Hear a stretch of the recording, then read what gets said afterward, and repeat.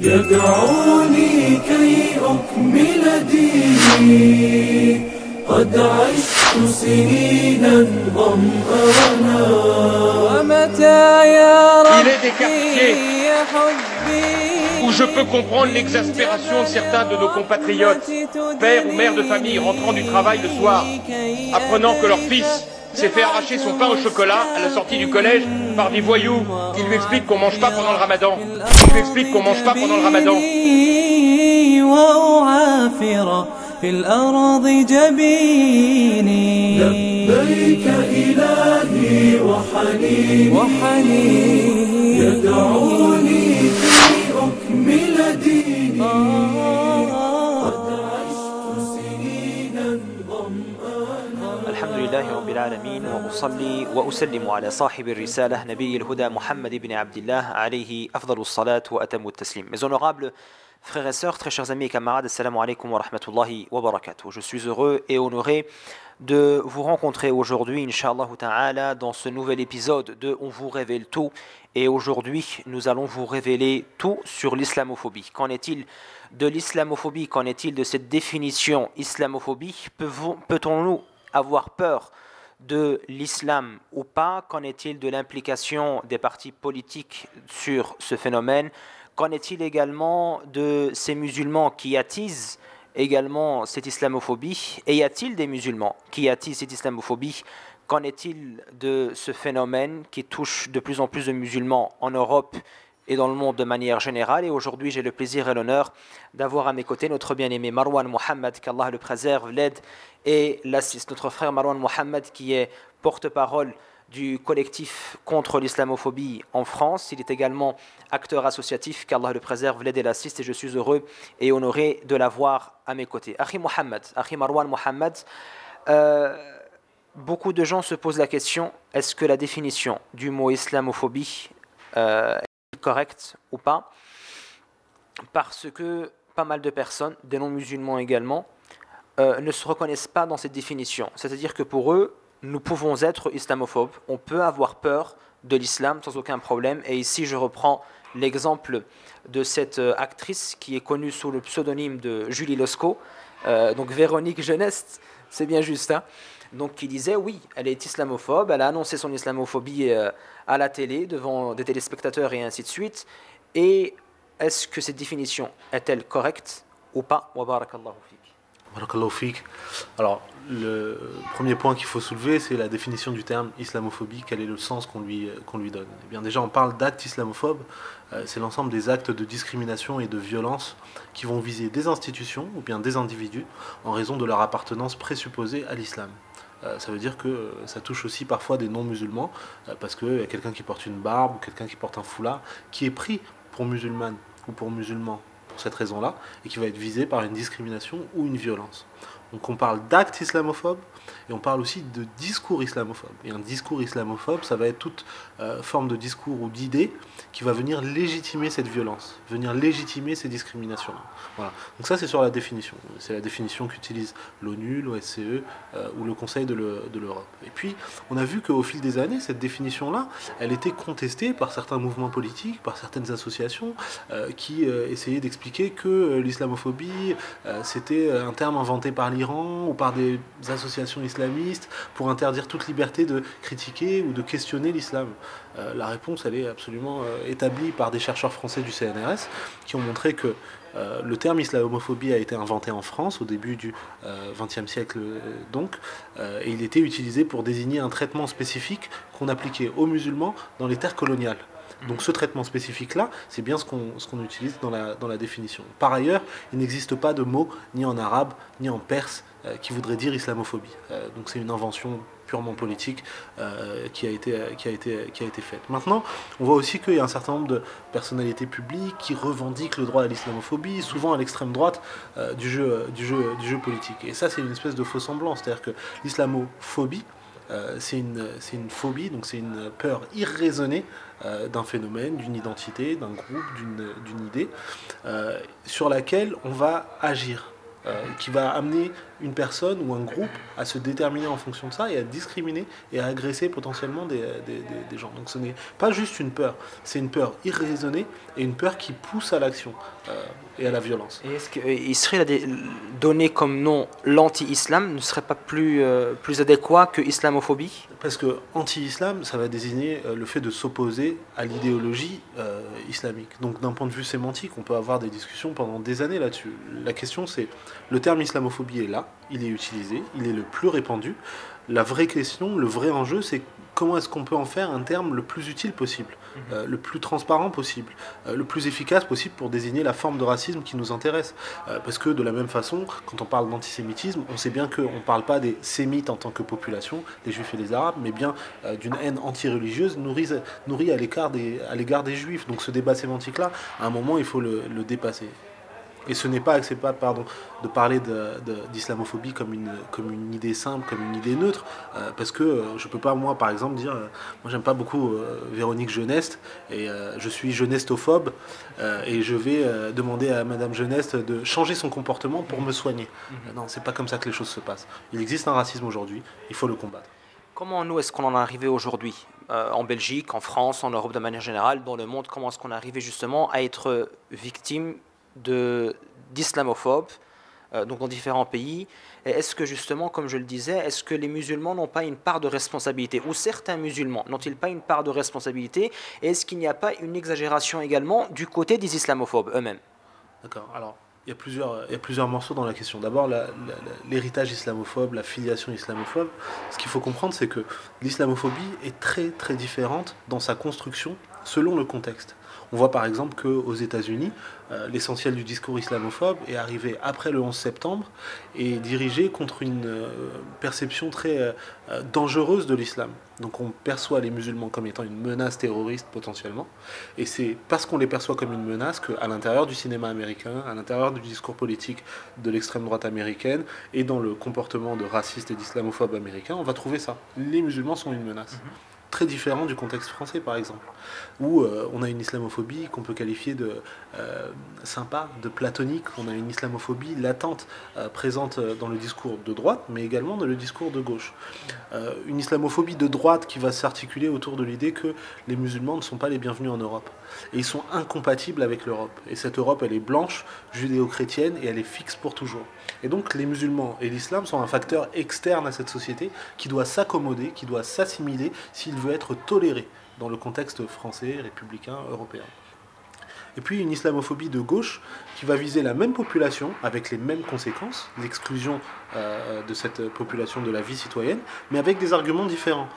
Des mots par exemple comme la laïcité, les droits des femmes, la liberté d'expression, qui sont des expressions qui sont des idées qui ont une connotation très positive dans le contexte français, mais qui vont être dévoyées de leur sens initial pour en faire un outil d'exclusion. Donc par exemple la laïcité, qui est l'indépendance entre le pouvoir politique et la liberté de religion des citoyens, elle s'est transmise de génération en génération, mais aujourd'hui on voudrait en faire un outil d'exclusion des croyants. On voudrait en faire un outil de censure du religieux, ce qui n'est pas du tout dans la définition initiale. Même chose pour la liberté des femmes. Est-ce que les partis politiques ne pourraient pas mettre justement un terme, que ce soit en France ou que ce soit ici? Et on sait également qu'il y a des partis de l'extrême droite qui justement poussent un peu ces islamophobes sur le devant de la scène pour les encourager. Et ici, reprenons un peu tous ces actes d'islamophobie qu'il y a eu en France, que ce soit par rapport aux mosquées. Rappelons également le fameux petit pain au chocolat qui a marqué l'histoire. Donc rappelons un peu tous ces hommes politiques et tous ces partis politiques justement qui sont un peu, alors qu'ils pourraient très bien mettre un terme justement à ce phénomène ou à cette situation. Alors, pour qu'ils mettent un terme à l'islamophobie, il faudrait qu'il y ait un intérêt politique à le faire. Or aujourd'hui, être islamophobe, ça coûte pas cher et ça rapporte gros. Ça permet de gagner des élections, ça permet de vendre des livres, ça permet d'aller sur des plateaux télé et de se faire passer pour un penseur libre. Comme également Charlie Hebdo, ça permet de vendre des articles. Complètement, ça permet de sauver des journaux en déficit, ça permet d'embaucher des centaines de journalistes, donc c'est un secteur de forte croissance, même sur le plan économique, d'être islamophobe. Donc pour que les politiques changent leur comportement, il faut changer la stimulation politique. il faut changer le rapport de force sur ces questions-là de respect des droits et de lutte contre le racisme. Ça, c'est une responsabilité de tous les citoyens, pas juste des musulmans.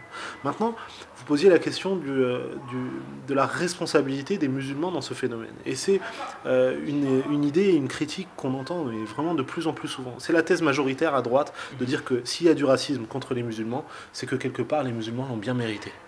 Et à travers le comportement de certains d'entre eux, ils ont donné un si mauvais exemple de leur religion et de leur communauté que forcément ça crée des perceptions négatives vis-à-vis de l'islam dans son ensemble. Est-ce que les musulmans ne sont pas en vérité les grands coupables de cette islamophobie? La réponse c'est non, absolument non. Et je vais expliquer pourquoi. La première raison c'est que le bon comportement des musulmans et leur exigence d'éthique et de respect et de participation à la vie de manière utile et constructive, c'est une nécessité et ça fait partie de l'ADN de leur religion avant, pendant et après l'islamophobie. Et c'est pas de manière causale qu'il faut envisager ces enjeux-là. Les musulmans doivent se comporter correctement de toute façon. Et c'est en rien en lien avec l'islamophobie. Cette assignation au bon comportement comme une condition nécessaire au respect des droits n'existe que dans le cas des musulmans. On ne dit pas on va lutter contre l'antisémitisme quand tous les juifs respecteront la loi et plus aucun d'entre eux n'aura un PV. On ne dit pas on va respecter le droit des femmes quand toutes auront respecté telle loi et telle loi et telle loi. Mais par contre dans le cas des musulmans on dit on va attendre que tout le monde se comporte correctement et respecte la loi, comme si tous ces gens-là étaient des délinquants et des menaces. Et là seulement quand ils seront tous avec 20 sur 20 de conduite, là on pourra envisager le respect de leurs droits. C'est pas du tout comme ça que les choses se passent. Donc les musulmans, et c'est leur croyance, je pense, doivent se comporter de la meilleure manière possible, et ils le font. Comme dans n'importe quelle population, il y a des gens qui vont commettre des actes illégaux, mais ça c'est un pourcentage structurel de n'importe quelle communauté, mais ça ne doit jamais être une condition au respect de leurs droits. Maintenant, quand il y a du racisme et de l'islamophobie, c'est jamais de la faute des victimes. Les victimes, elles n'ont rien fait qui supposerait qu'elles méritent la discrimination ou la violence dont elles ont été la cible. D'accord ? On n'explique pas le racisme par le comportement des victimes, mais par la manière dont se représentent les agresseurs, cette victime. C'est ça qui est opérant. C'est le fait que des racistes perçoivent les musulmans comme une menace, comme une hostilité à l'identité française, européenne, qui les amène à se déterminer. Le problème, il est dans la perception, pas dans le comportement de ces gens-là. Fut-il différent de celui de l'agresseur. Maintenant, il y a un point qui est important. C'est qu'il n'existe pas de seuil d'islamité, il n'existe pas de seuil de visibilité en dessous duquel les musulmans vont être acceptés. C'est pas en abandonnant, pour celles qui ont choisi de le porter, le niqab, que les femmes musulmanes vont être acceptées. C'est pas en se rasant ou en abandonnant une pratique de l'islam que les musulmans vont être acceptés. Parce que ce que l'histoire nous montre, et c'est vrai pour les Roms en Europe de l'Est, c'est vrai pour les Juifs dans les années 30, c'est vrai pour n'importe quelle minorité qui a été persécutée, à chaque fois qu'ils ont fait des efforts, on les a persécutés encore plus. Et le racisme s'est recomposé. C'est-à-dire qu'après qu'une femme, par exemple, dans le cadre professionnel, va enlever son djilbab pour mettre un hijab simple, on va lui dire « Bon, c'est bien, mais fais encore un effort. » D'accord ? Elle enlève son hijab pour mettre un bandana. Bon, c'est bien Nadia, on apprécie, tu fais des efforts, mais ce serait bien que tu t'intègres encore plus. Et au fur et à mesure, on voit que le racisme se recompose. Donc l'attitude, elle est la suivante. Elle est simple et déterminée. La première, c'est que, comme n'importe quel citoyen, les musulmans peuvent et doivent contribuer de la meilleure façon à la société dans laquelle ils vivent. Ça, c'est une exigence inconditionnelle et sans lien avec la lutte contre le racisme. La deuxième chose, c'est qu'il n'existe pas de lien causal entre le comportement des victimes et le passage à l'acte islamophobe. Ça, c'est études sociologiques et statistiques. Numéro 3, le respect des droits est inconditionnel. Je ne conditionne pas le respect du droit d'une minorité à son comportement. D'accord ? Et la dernière chose, c'est qu'il faut avoir la même indignation, nous musulmans, pour les autres formes de racisme, contre les Noirs, contre les Roms, contre les Juifs, et il faut exiger de la société dans son ensemble la même indignation sur la question de l'islamophobie. Exactement. Et justement, par rapport, il y a un phénomène de deux poids deux mesures par rapport justement à l'antisémitisme et à l'islamophobie. On voit que les partis politiques, par exemple, ont tendance à condamner très facilement l'antisémitisme. Pourquoi est-ce que un phénomène serait beaucoup plus important qu'un autre? Pourquoi est-ce qu'ils n'accordent pas plus d'intérêt à l'islamophobie autant qu'à l'antisémitisme, par exemple? Pourquoi est-ce que, par exemple, M. Manuel Valls disait aux juifs de porter la kippa avec fierté, pourquoi ne pas dire justement à ces musulmanes de porter le hijab avec fierté également? Oui, c'est assez difficile à entendre et c'est assez difficile de voir que dans le même contexte historique, on peut avoir des comportements de la sorte de la part de politiciens qui sont des partis de gauche, qui se revendiquent d'un certain progressisme et qui revendiquent la lutte contre le racisme. Et c'est absolument insupportable pour les musulmans, y compris en France, de voir ce genre de situation. Maintenant, il faut refuser la concurrence victimaire. Il faut refuser de dire que tel racisme vaut mieux que tel autre ou tel racisme serait plus acceptable qu'un autre. Mais il faut pointer quand il y a des injustices de traitement, quand il y a des inégalités de traitement, quand il y a en l'occurrence des deux poids deux mesures qui sont faits, il faut les pointer. Et il faut sortir de ces situations-là par le haut. Je m'explique. La solution quand on dit il faut respecter les juifs, mais il ne faut pas respecter les musulmans, c'est pas de respecter personne, c'est de respecter tout le monde. Quand on dit qu'on veut construire une table où on mange ensemble, quand on dit qu'on veut construire une société où on vit ensemble, la manière de respecter les gens, c'est de les inclure, de prendre en compte leur diversité, de prendre en compte leur spécificité. Et pas de dire, parce que l'un n'a pas eu du dessert, il n'y aura personne qui aura du dessert, il n'y aura personne qui sera respecté. Donc nous, il faut exiger, comme je disais tout à l'heure, une égalité de traitement, quelle que soit la communauté, et il faut également, dans le même temps, nous-mêmes être des acteurs de lutte contre toutes les formes d'injustice. Que ce soit en France ou à l'étranger, que ce soit telle ou telle la victime, il faut que nous, on soit également partie prenante dans ces luttes-là. Pas juste parce que c'est la loi, parce que c'est notre exigence morale, parce que c'est notre éthique. Il y a, nous, à Bruxelles, on a vécu quelques événements concernant des partis extrémistes radicaux qui ont entamé toute une série de choses, de procédures par après.